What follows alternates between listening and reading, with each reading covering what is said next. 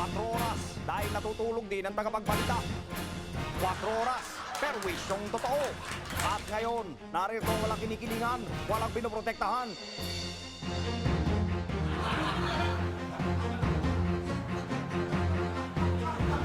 Magandang gabi, itong 4 oras dahil natutulog din ang mga tagapagbalita at sa ulo ng mga balita, paggamit ng mga sasakyan ng gobyerno para sa mga lakad na personal, ipinagbabawal.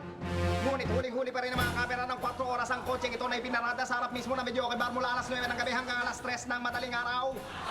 Alam mo, sumakit lang kasi yung tiyan ko kanina, no? Tsaka ito lang yung pinakamalapit na establishmento na alam ko, kaya naki-CR muna ako. CR na kasi ako eh. Nang 6 na oras ho ba, sir? Alam mo kasi yung LBM, ano, pag dinali ka niyan sa daan, nakakahiya eh. Kaysa naman dito ako sa kotse dumumili ka. Sir, may kasama ho kasi kayong GRO. Saan niyo mo ba siya dadalhin? Alam mo, ihahatid ko lang siya kasi nakiusap siya sa akin na, ano, alam mo, cargo de konsensya ko pa kung may mangyari sa kanya, di ba? Sir, di ba ho bawal yung ginagawa niyo? Sige, tutok mo yung camera mo sa baba. Dahil mo yung nakasulat. For official use also, hindi for official use only. Ibig sabihin, kahit mga personal na lakad ko, pwede. O sige na, ihahatid ko na nga itong... ihahatid ko na pala itong mobile. Ay, may katwiran nga naman. At dumako naman tayo ngayon kay Kapusong Bel Chongko para sa karagdagang balita. Bel, Haso! Magandang gabi, ito ang inyong kauso, si Bel Chongko. Ang bagong pauso na naman sa Philippine National Police. They're learning English now, you know. Ito ay ayon kay PNP Chief Edgar Aglify. Naisip ko kasi na mas kagalang-galang ang mga pulis sa Amerika. Hindi pa pagka napapanood lang sa telebisyon na nagsasalita ng Ingles. Eh, ang teorya ko, kaya siguro sila mas kagalang-galang dahil nga nagsasalita sila ng Ingles. Kaya napag-isip-isip ko na ang ating mga pulis siguro ay mas rerespetuhin kung sila ay magsasalita ng Ingles. Rerespetuhin sila ng mga sibilyan at ng mga kriminal na rin.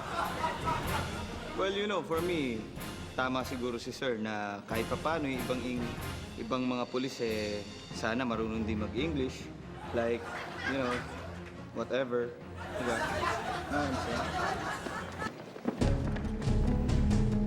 Stop! Stop! You're under arrest in the name of the law. Stop, or we will be forced to shoot you. Come on, you have to remain silent, okay?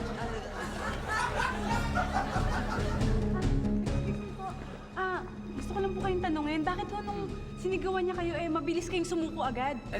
Nagulat kami hindi naman kasi dati nag-i-English tong mga to magaling tong bagong pakulo ng chief nitong PNP si Mr. General Edgardo Aglify, magaling ito. Thank you, sir. Saludo kami sa'yo, PNP Chief Edgar Aglify. Ano ha? At ngayon, dumako tayo sa instigador ng bayan, si Michael Riquez. Maraming salamat, Bel.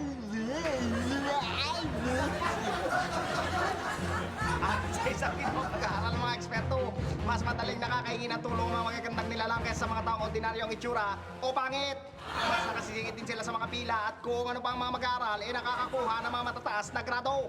Kaya kung ang itsura nyo ay pangkaraniwan lang, o di kaya isadya kayong napakapangit, ngayon pa lang, magparitoke na kayo ng mukha. Dumako naman tayo ngayon kay Papaya Guano para sa ating showbiz tsaka minute. Papaya, pasok! Chaka Minute! Salamat, Mike! Sa Showbiz Chaka Minute, sinugi-sugi ni dating NTRCB Chief Manoling Mogato ang mga shampoo beauties na pumoposing-posing ng hubad kamakailan sa lungsod ng Maynila.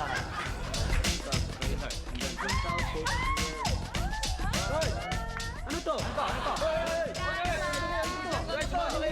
Hindi proposal to Hindi po pwede to.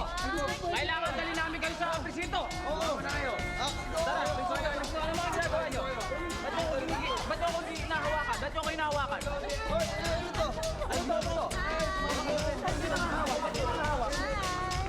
Ayan talaga na dapat na gawin sa Manayan. Dapat niya hulihin, dapat nga kasuhan niya sa korte. Dahil yan kanila na ginagawa, hindi naman niya na art.